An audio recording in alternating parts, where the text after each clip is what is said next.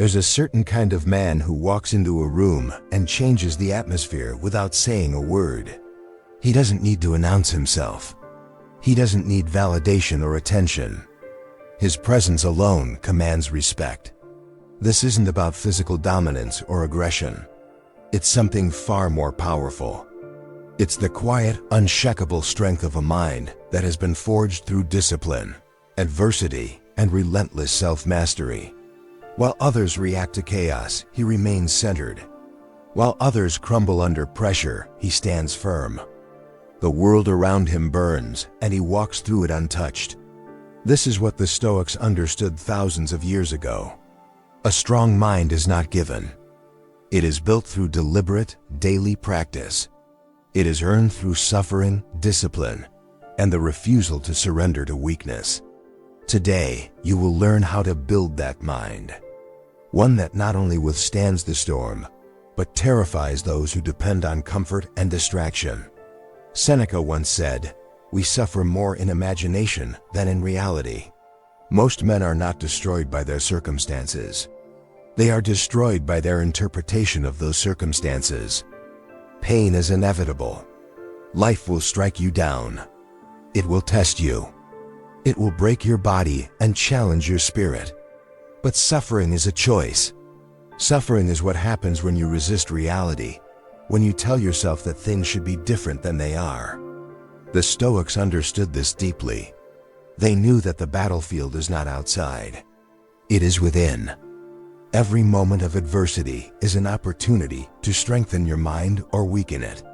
When you face hardship and tell yourself you cannot endure it, you have already lost.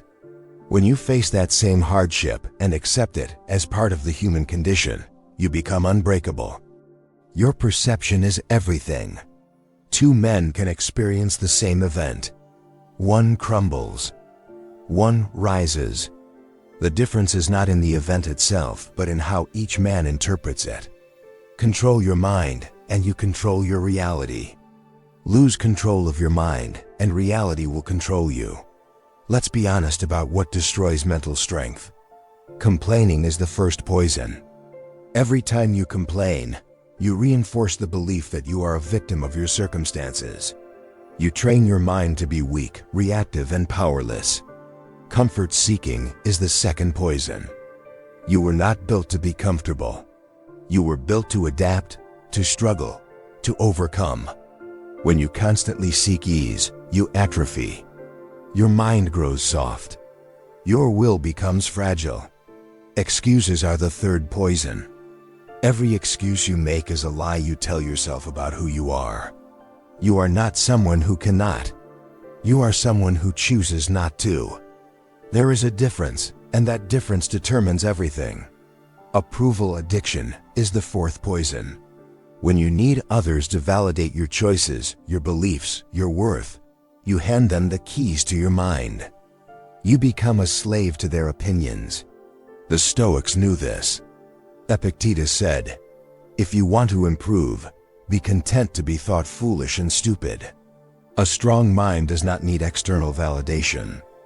It operates from an internal standard that cannot be shaken by praise or criticism. Mental strength is not built in moments of inspiration.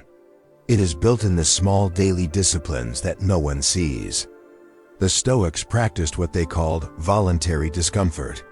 They intentionally exposed themselves to cold, hunger, physical strain, and hardship.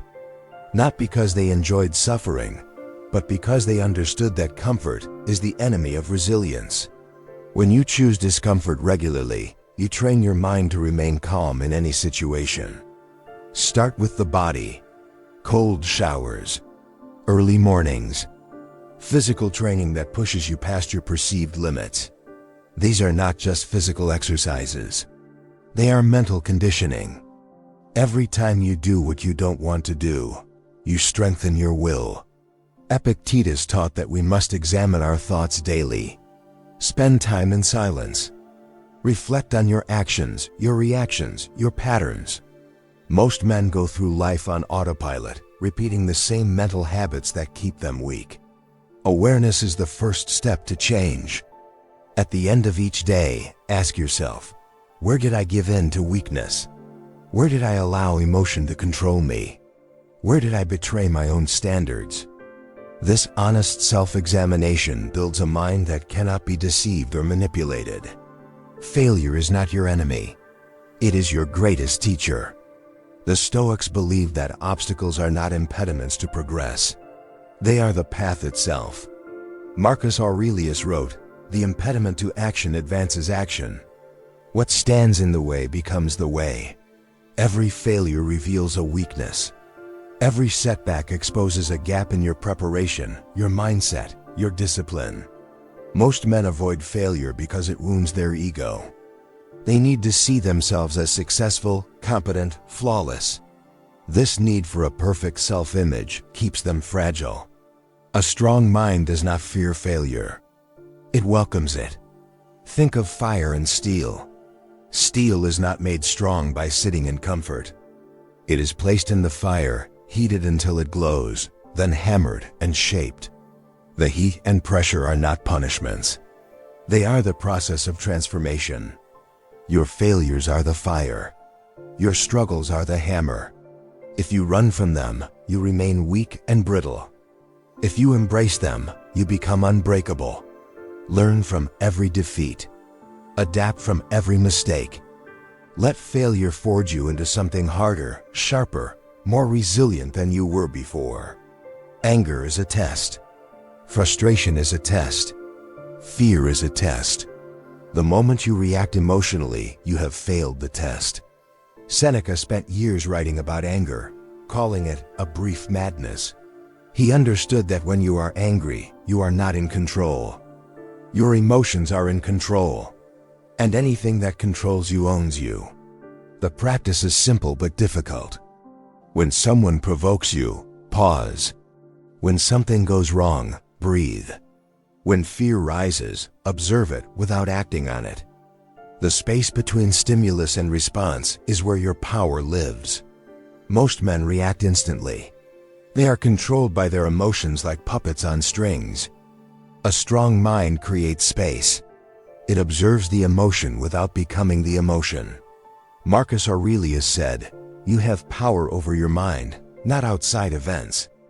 Realize this, and you will find strength. This is the core of Stoic practice.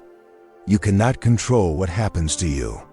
You can only control how you respond. When you master your emotional reactions, you become untouchable.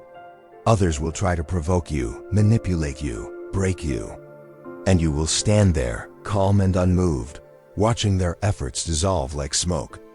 The Stoics spoke of the inner citadel, a fortress within the mind that no external force can penetrate.